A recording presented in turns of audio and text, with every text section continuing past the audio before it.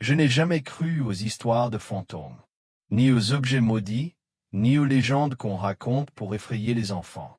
Jusqu'au jour où j'ai hérité de la maison de ma grand-mère. C'était une maison ancienne, isolée, au bord d'une forêt.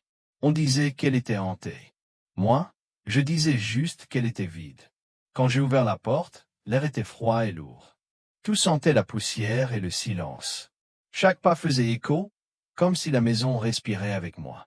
Je ne sais pas pourquoi, mais j'ai senti tout de suite qu'elle cachait quelque chose. Et je n'avais pas tort. Au fond du grenier, derrière une armoire, j'ai trouvé un grand miroir. Un cadre doré, ancien, recouvert d'un drap gris plein de toiles d'araignée. Et juste en bas, gravé dans le bois. Menu. Je me suis rappelé ce que ma grand-mère disait souvent. Ne regarde jamais ton reflet à minuit. Je n'avais jamais compris pourquoi.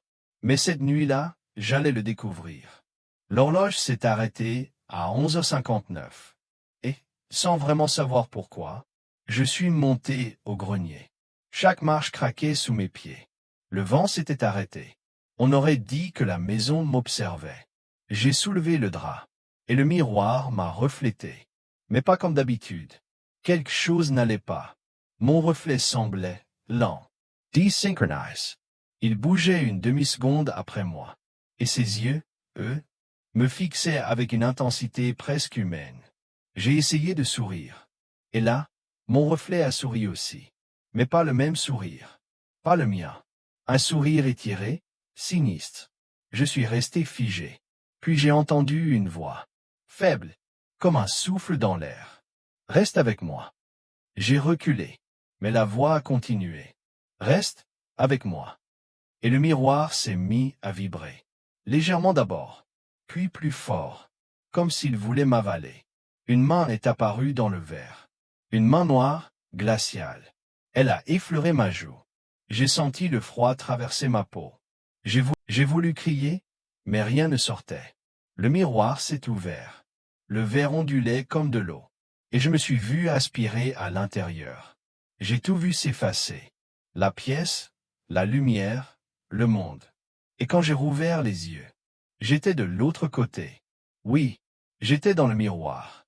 Je voyais ma chambre, mais tout était inversé, flou, comme un rêve déformé. Et devant moi, mon reflet me regardait. Mais ce n'était plus moi. C'était autre chose. Quelque chose qui souriait à ma place. Elle a levé la main, a effleuré le cadre, et a murmuré « Merci ». Puis elle s'est éloignée, et la pièce est redevenue calme.